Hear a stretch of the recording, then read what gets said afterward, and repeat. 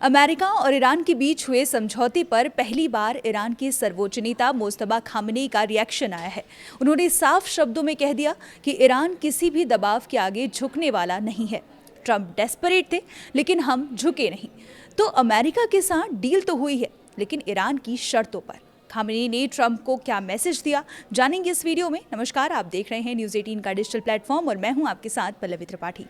Khamenei ने दावा किया कि इस समझौते को कराने के लिए अमेरिकी राष्ट्रपति डोनाल्ड ट्रंप ने हर तरह का दबाव बनाया और हथकंडे अपनाए, लेकिन आखिरकार ईरान ने अपने राष्ट्रीय हितों से कोई समझौता नहीं किया। खामेनी ने कहा कि अमेरिका इस समझौते को अपनी बड़ी जीत बताने की कोशिश कर रहा है, लेकिन हकीकत इससे अलग है। उनके मुताबिक अगर कोई पक्ष इस समझौते को लेकर सबसे ज्यादा बेचैन था तो वो अमेरिका था।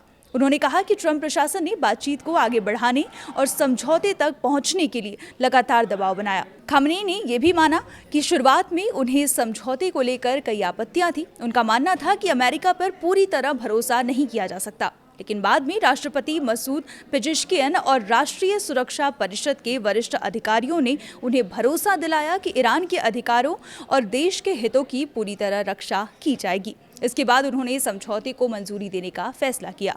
खामेनी ने यह भी कहा कि अमेरिका के साथ सीधे बातचीत करने का मतलब ये बिल्कुल नहीं है कि ईरान ने अमेरिकी नीतियों या उसके नजरिए को स्वीकार कर लिया है। उन्होंने साफ किया कि दोनों देशों के बीच बातचीत सिर्फ कुछ मुद्दों को हल करने के लिए हुई है और इससे ईरान की स्वतंत्र विदेश नीति पर कोई असर नहीं पड़ेगा। दूसरी तरफ डोनाल्ड ट्रंप इस समझौते को अपनी बड़ी कूटनीतिक सफलता बता रहे हैं। ट्रंप का दावा है कि समझौते से मध्य पूर्व में तनाव कम होगा और होर्मुज स्ट्रेट में सामान्य आवाजाही बहाल हो सकेगी।